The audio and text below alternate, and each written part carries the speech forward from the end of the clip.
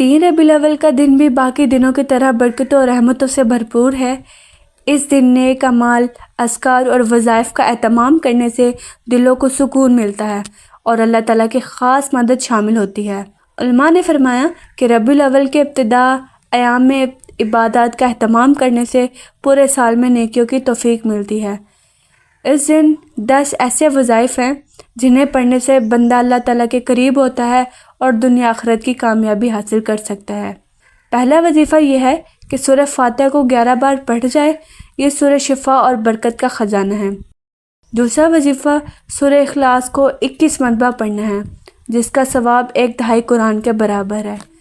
तीसरा वजीफ़ा दुरूद इब्राहिमी को 100 मरतबा पढ़ना है ताकि दिल में इश्क़ रसूल सल्लल्लाहु अलैहि वसल्लम की रोशनी पैदा हो। चौथा वजीफ़ा सूरह कौसर को 11 बार पढ़ना है क्योंकि इसमें खैर कसीर की बिशारत है। पांचवा वजीफ़ा या हय्यु या क़य्यूम का ज़िक्र 100 मरतबा करना है जो दिल को ज़िंदगी और ईमान को ताज़गी बख्शता है। छठा वजीफ़ा अस्तग़फिरुल्लाह रब्बी मिन कुल्ली ज़ंबिन व अतूबु इलैहि को कम अज़ कम 100 बार पढ़ना है ताकि गुनाह माफ़ हो और दिल से बोझ उतरे। सातवां वजीफ़ा सुबहानल्लाहि व बिहम्दी सुबहानल्लाहिल अज़ीम को कसरत से पढ़ना है जो बंदे को जन्नत की खजूर के दरख्त अता करता है। आठवां वजीफ़ा ला इलाहा इल्लल्लाहु वहदहु ला शरीका लह का विर्द है जो बंदे को तौहीद की हकीकत के करीब करता है।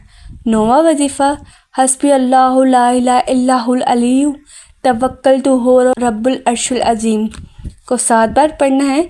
ये आयत और फ़िक्र और खौफ को दूर करने का बेहतरीन अमल है। 10वां वजीफ़ा यह है कि अल्लाह के पाक नाम को 33 बार पढ़ा जाए ताकि दिल अल्लाह की याद से मुतमईन हो जाए।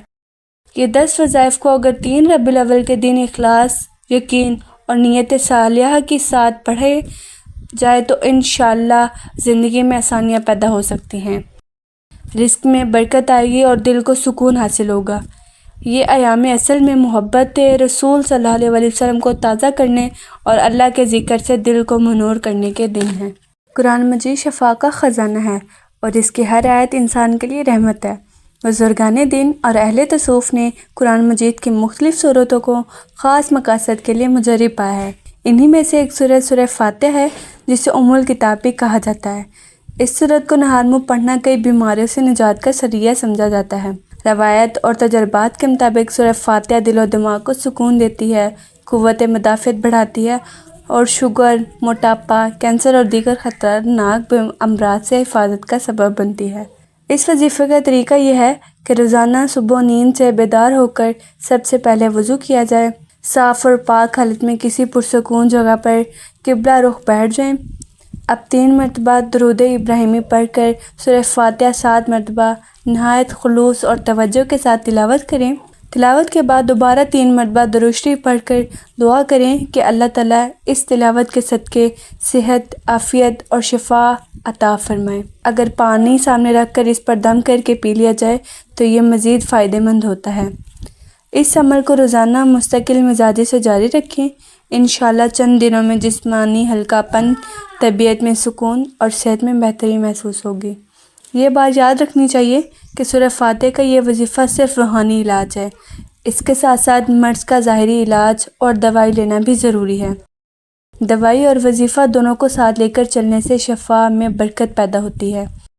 कुरान मजीद की तिलावत से जहाँ इंसान की रूह मजबूत होती है, वहीं जिस्मानी बीमारियों के असरात भी ख़त्म होते हैं। बिलख़ुसूस शुगर और मोटापे जैसी बीमारियाँ जहाँ जिस्म को कमज़ोर करती हैं, वहीं जहन को भी थका देती हैं। ऐसे में सूरह फातिहा का नहार मुँह पढ़ना बेहतरीन इलाज साबित होता है।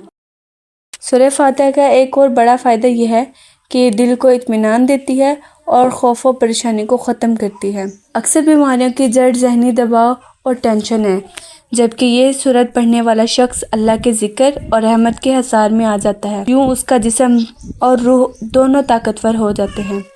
इससे जो भी फ़र्द इस अमल को यकीन के साथ अपनाएगा वो इंशाअल्लाह शुगर, मोटापा, कैंसर और दीगर अमराज से महफूज रहेगा और अगर बीमार है तो अल्लाह के हुक्म से सेहतयाब होगा। कुरान मजीद की सबसे छोटी मगर अजीम सूरह कौसर है, जिसे अल्लाह ताला ने नबी करीम सल्लल्लाहु अलैहि वसल्लम को अता फरमाया। یہ صورت خیر و برکت، صحت و شفا اور رزق کی کشادگی کے لیے بے حد مجرب مانی جاتی ہے۔ اہل دل اور بزرگان دین نے سورۃ کوثر کو خصوصاً بیماریوں کے علاج کے لیے بہت مؤثر پایا ہے۔ اگر کوئی شخص اسے نہار منہ باوضو حالت میں پڑھنے کو معمول بنا لے تو اللہ کے فضلوں سے شوگر، موٹاپا، کینسر اور دیگر خطرناک بیماریوں سے حفاظت نصیب ہوتی ہے۔ ساتھ ہی دل اور دماغ کو سکون، رزق میں برکت اور مشکلات سے نجات ملتی ہے۔ اس وظیفے کا طریقہ نہایت آسان ہے۔ صبح کے وقت نیند سے بیدار ہونے کے بعد سب سے پہلے وضو کیا جائے، صاف ستھری جگہ پر قبلہ رخ بیٹھ کر 3 مرتبہ درود ابراہیمی پڑھیں۔ اس کے بعد سورۃ کوثر کو 41 مرتبہ نہایت خلوص اور یقین کے ساتھ پڑھیں۔ تلاوت مکمل کرنے کے بعد پھر 3 مرتبہ درود ابراہیمی پڑھ کر اللہ سے دعا کریں کہ اس سورت کے صدقے تمام بیماریوں کو ختم کریں اور صحت و تندرستی عطا فرمائیں۔ بہتر یہ ہے کہ پانی کا ایک گلاس اپنے سامنے رکھ کر اس پر دم کریں اور نہار منہ پی لیں۔ یہ عمل مستقل مزاجی سے جاری رکھنے والا شخص چند ہی دنوں میں جسمانی سکون اور بیماریوں میں کمی محسوس کرے گا۔ سورۃ کوثر چونکہ خیر کثیر کی علامت ہے، اس لیے اس کا پڑھنے والا اللہ کی خاص رحمت میں آ جاتا ہے۔ شوگر اور موٹاپے جیسی بیماریاں جہاں جسم کو کمزور کرتی ہیں، وہیں ذہنی دباؤ بھی بڑھاتی ہے، لیکن سورۃ کوثر کی برکت سے دل کو سکون اور جسم کو قوت ملتی ہے۔ اسی طرح کینسر جیسی موذی بیماری بھی اللہ کے حکم سے ختم ہو سکتی ہے، کیونکہ قرآن مجید ہی اصل شفا ہے۔ اس سورت کے پڑھنے سے نہ صرف بیماریوں سے حفاظت ملتی ہے بلکہ انسان کے رزق اور زندگی میں بھی برکت آتی ہے۔ اہم بات یہ ہے کہ یہ وظیفہ روحانی علاج ہے، اس کے ساتھ دوائی اور ظاہری علاج کو ترک نہیں کرنا چاہیے۔ قرآن مجید کی تلاوت کا مقصد انسان کو اللہ کے قریب کرنا اور دل کو نورانی بنانا ہے۔ جب دل مضبوط ہو اور یقین کامل ہو تو جسم بھی صحت مند رہتا ہے۔ اسی لیے جو شخص سورۃ کوثر کو صبح سویرے اپنا معمول بنائے گا وہ انشاءاللہ ہر مرض سے محفوظ رہے گا، اور اگر بیماری ہے تو اللہ تعالیٰ شفا عطا فرمائے گا۔ وظیفہ کرنے کے روحانی، ذہنی اور دلی فوائد۔ وظیفہ کرنے کا سب سے بڑا فائدہ یہ ہے کہ انسان کا دل اللہ تعالیٰ کی طرف متوجہ ہوتا ہے۔ آج کے دور میں ہر انسان کسی نہ کسی پریشانی، دکھ، بیماری یا ذہنی دباؤ کا شکار ہے۔